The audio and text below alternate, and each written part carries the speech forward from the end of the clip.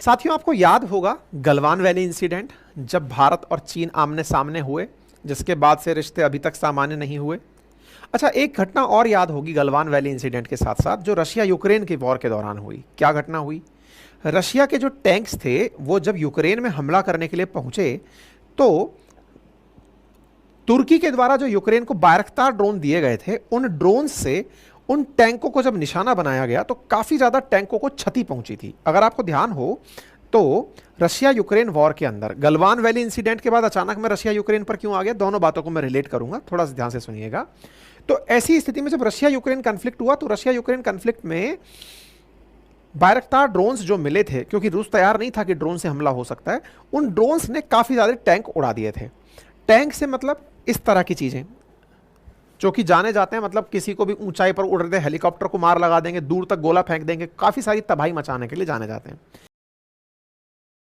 मैं ये क्यों चर्चा कर रहा हूं? मैं चर्चा इसलिए कर रहा हूं क्योंकि जो टैंक आप देख रहे हैं ना, T-90 टैंक, इंडिया में जिसे भीष्म कहते हैं, ये T-90 टैंक रशिया भी यूज कर रहा है।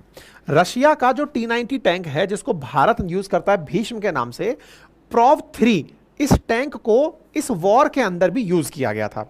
किस वॉर के अंदर? रशिया यूक्रेन वॉर के अंदर। तो बोले क्यों कहना चाह रहे हो इस बात को? मैं इसलिए कहना चाह रहा हूं क्योंकि ये जो T-90 टैंक रशिया यूक्रेन में चल रहा था ना, इस T-90 टैंक को यूक्रेन के द्वारा खूब मारा गया। मतलब ये देखिए कि T-90 टैंक जो है वो इस युद्ध में सफल नहीं रहे थे। युद्ध में सफल नहीं रहे तो लोगों ने यार इंडिया का मजाक बनाना शुरू कर दिया। आप पूछेंगे मतलब रशिया यूक्रेन वॉर से इंडिया का मजाक कैसे बना?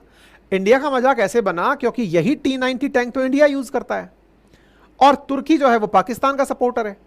अगर रशिया इंडिया पाकिस्तान का भी वॉर होता है तो बायरख्तार ड्रोन इंडिया को नहीं मिलेंगे, पाकिस्तान को मिलेंगे।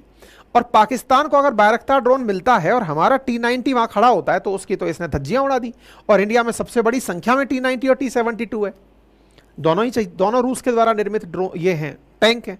और टैंकों की हालत देख करके खूब पाकिस्तानियों ने उस दौर में, जिस समय ये हालत हो रही थी, भारत के मजे लिए कि भाई भारत जिस दम पर लड़ रहा है कि हमारे पास टैंक हैं, आ जाओ बराबरी करते हैं, टैंकों की धज्जियां उड़ा देंगे, कोई बात नहीं।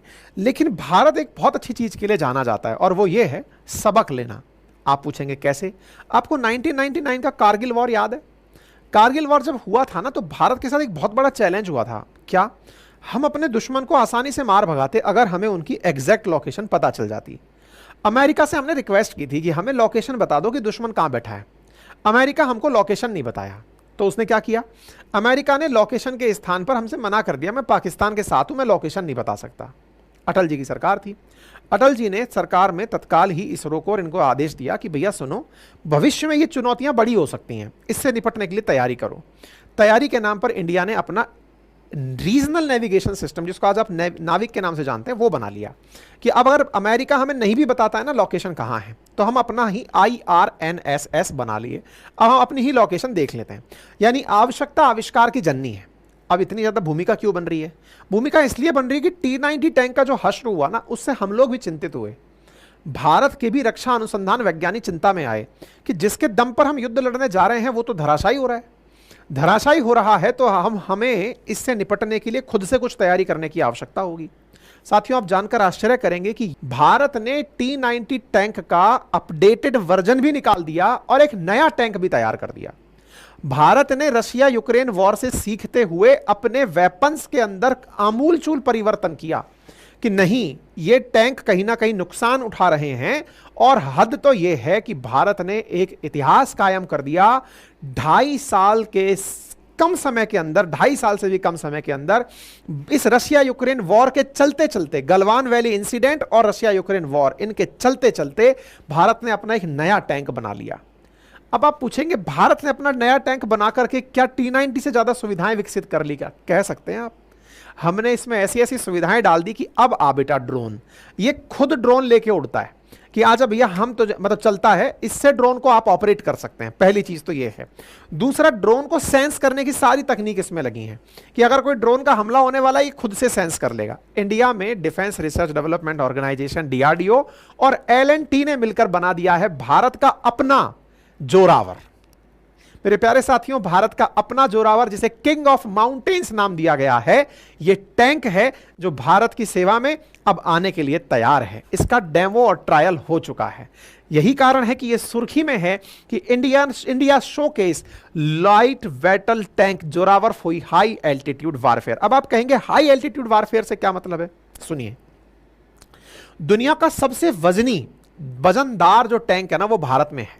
नाम है उसका अर्जुन। 68 टन यानी 68,000 किलो वजन लेकर के वो चल रहा है। इतना वजनी टैंक जब चलता है तो उसके लिए बहुत सारी दिक्कत लॉजिस्टिक्स की भी होती हैं। हो सकता है कि बहुत ज्यादा हाइटेड प्लेस पर चलने में उसे दिक्कत आए, खुद का वजन ही इतना ज्यादा है। ऐसी स्थिति में भारत जब गलवान वैली इंसिडेंट को देखा तो उसने ये रियलाइज किया कि ऐसे अगर स्ट्रेटेजिक लोकेशंस पर फाइट होती है तो हमें कुछ ऐसे व्हीकल्स की भी आवश्यकता हो सकती है जो कम वजन के हों, फास्ट मूविंग करें और आधुनिक प्रकार की संचार प्रणाली से लैस हों।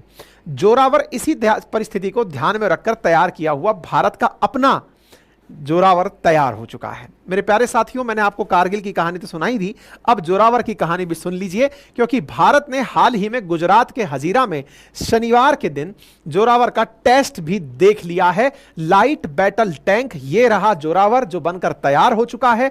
खबर आप देख सकते हैं कि भारत ने अपनी तरफ से आत्मनिर्भर तरीके से अपने देश में बनाया हुआ 2.5 साल से भी कम समय के अंदर बनाया हुआ टैंक का डेमो दे दिया है। ये देखिए आप टैंक को चलते हुए बढ़िया स्पीड के साथ, और सबसे इंपॉर्टेंट, जहां 168 टन वजन है अर्जुन में, इसमें मात्र 25 टन से 28 टन के बीच में वजन रहना अनुमानित है। यानी कि 2.5 मतलब 1/, आप ये पकड़कर चलिए कि अर्जुन से तो सीधा सीधा आधा ही है, ठीक है ना।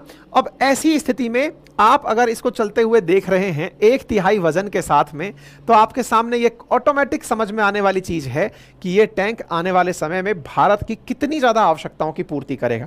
लपक के चढ़ने वाला टैंक बना लिया है, पहाड़ी इलाकों में सक्सेसफुल है और ड्रोन से लड़ने के लिए कैपेबल है। और ये काम हमने अपने स्तर पर करके दिया है। सेना को 59 टैंक तो बनाकर अभी दे दिए जाएंगे, 295 टैंक बनाने की तैयारी है। 2027 तक पूरी तरह सेना इससे सज्ज हो जाएगी।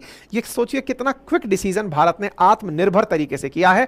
2.5 साल से कम समय के अंदर ही हमने अपना जोरावर बना लिया, जिसमें 105 mm कैलिबर की गन लगी है, जिससे आप एंटी टैंक गाइडेड मिसाइल को दाग सकते हैं। नंबर 1। दूसरा, ड्रोन लगाए गए हैं जो कि बैटल मैनेजमेंट सिस्टम को साथ रखकर चलते हैं। मॉड्यूलर एक्सप्लोसिव रिएक्टिव आर्मर लगा है और एक एक्टिव प्रोटेक्शन सिस्टम लगा है जो इसे हमलों से सुरक्षित रखता है। अगर इस पर होने वाले हमले हैं उससे इसे सुरक्षित रखेगा।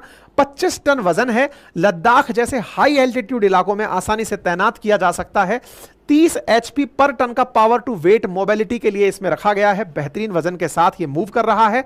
चीन के हल्के टैंक जैसे ZTQ टाइप 15 से जोरावर का मुकाबला होगा, क्योंकि चीन हाई एल्टीट्यूड के लिए ऑलरेडी हल्के इसी प्रकार के टैंक यूज करता है। हमने अपने स्तर पर ऐसा टैंक बना लिया, यानी कि अब आप यह समझिए कि भारत के पास भारी, मध्यम और हल्के तीनों प्रकार के टैंक अब मौजूद होंगे।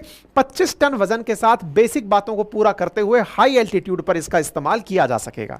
भारत में ऑलरेडी अर्जुन टैंक है, भीष्म टैंक है, T90 भीष्म जिसे कहते हैं, T72 अजय टैंक है, और अब हमारे पास जोरावर टैंक भी होगा। आने वाले समय में हम इसकी वजह से युद्ध क्षेत्र में बेहतरीन चीजें कर पाएंगे, ऐसा हमें लगता है। ठीक है साहब, उम्मीद है कि अब आप लोगों को यह बात समझ में आ गई हो। भारत ने इस काम को बहुत ही कम समय के अंदर पूरा कर लिया है, इसी कारण से हम इसे अपने देश की एक बड़ी उपलब्धि में काउंट कर रहे हैं।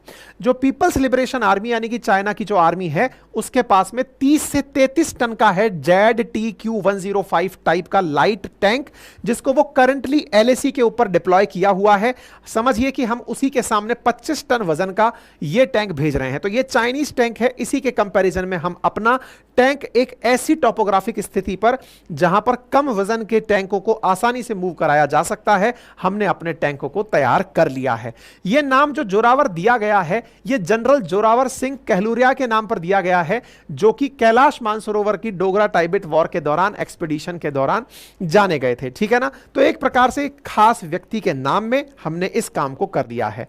यह रिकॉर्ड टाइमिंग के अंदर तैयार किया गया जोरावर है, जिसके बारे में DRDO चीफ ने कहा कि लाइट टैंक को एक्शन में देखना एक महत्वपूर्ण दिन है। हमने मिसाल कायम की है। 2.5 साल से कम समय में हमने ना केवल 25 टन वजनी लाइट टैंक बनाया, बल्कि उसका पहला प्रोटोटाइप भी बना दिया और उसकी टेस्टिंग भी कर दी। यह देश के आत्मनिर्भर होते हुए कदमों की पहचान है। उम्मीद है कि आप सभी को यह खबर बहुत सारी खुशियां लेकर दे। उम्मीद है कि आप इस खबर से संतुष्ट हैं और इस स्थिति में अपने साथियों को इस खुशखबरी को साझा करें। ज़्यादा से ज़्यादा सेशन को शेयर करना ना भूलें। बाकी चैनल पर नए हैं तो सब्सक्राइब करें। ठीक है साहब।